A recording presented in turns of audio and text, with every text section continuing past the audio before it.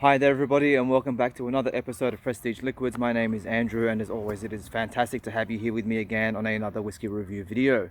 Now in today's video I am going to be reviewing a blended whiskey from the Manly Spirits Co. So the Manly Spirits Co. is an Australian distillery. They are based in Sydney, New South Wales. And yeah, this is their what they are calling their finest blended whiskey. So this has been bottled at 40% ABV. It has been made using a blend of a variety of Australian grain. It has also been matured in ex-bourbon American oak and ex-Australian Shiraz barrels. Let's get started. We'll pour some into the glass and we'll see how we go. Let's get onto the nose and see how we go. So cheers. Alright, so orchard fruits straight off the bat. Green, tangy apples. A little bit of red apple sweetness as well. Orange pulp. Obviously quite grain forward as well, so I'm getting quite a bit of a wheaty note. Possibly a touch of malted barley. It's got a nice salty earthiness going onto it. It's also quite lemony, buttery, creamy. It's quite, yeah, it's quite bright. It has this very vibrant appeal to it. Now I can't say that I'm getting any red wine influence on this. It is definitely more of a bourbon cask influence on the nose at the moment. So I'm getting quite a lot of vanilla. It's also quite buttery as well. Alright, let's move on to the palate and see how we go. So cheers. It has a bit of a thin mouthfeel to it that kind of leads itself into a bit of a soft syrupy texture. Considering that it's 40%, you would kind of naturally expect something to be a bit lighter, but it also has a nice spicy element to it.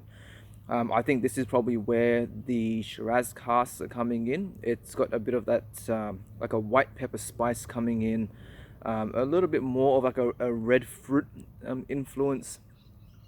It is more oakier on the palate. I can't say that I was really picking up much of an oak influence on the nose, but you will notice that oakiness coming through onto the palate. Again, I'm getting those orchard fruit notes again. So again, those the green like Granny Smith apples, lots of vanilla, caramel.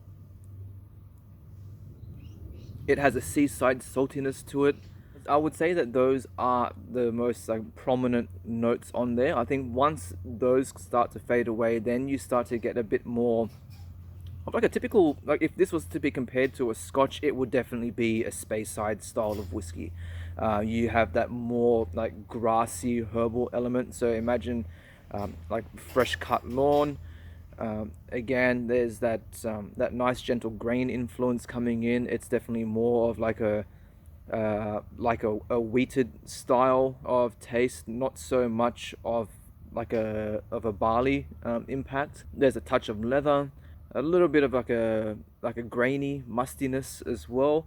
All in all, the overall balance of flavor in this is just absolutely incredible. This is a whiskey that is going to please a lot of people. It is fantastic for beginners, and I think even say for more experienced like whiskey drinkers, it definitely has something there that will also please say more experienced drinkers. For me, this just does everything right, and I have to admit, for quite a while now I've tried quite a few whiskies and I haven't really had something that has generally excited me for quite a while. I've had whiskies that I've enjoyed 100% on that, but I've not really had one that has just made me go like, wow, that was incredible. This has finally brought that back. I was kind of getting a bit sad about that. I'm thinking I want a whiskey that's going to excite me, and when I tried this, I finally got that excitement back. As soon as I poured it into the glass, smelt it, and started trying it, I'm like, oh wow, this is what I've been wanting. So this is definitely a whiskey that I am going to be coming back to time and time again. They have designed it to be consumed as like a straight sipping whiskey, or something that can be used for general mixology. So if you are somebody that is into, say, making whiskey cocktails, this is going to be something that you will definitely want to try, since due to the fact as well that, one, it is a very tasty whiskey, and it's also not going to blow out your budget every time you want to buy a bottle.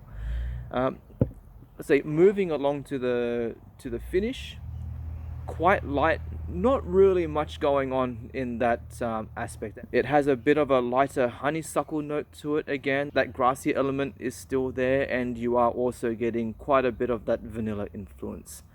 Well, I'm going to leave it at that. I don't really have much more to add. My name is Andrew. I will see you all again on the next video. KIPPIS. Well, now, since you made it this far into the video, why not go ahead and check out some of the other reviews that I have done.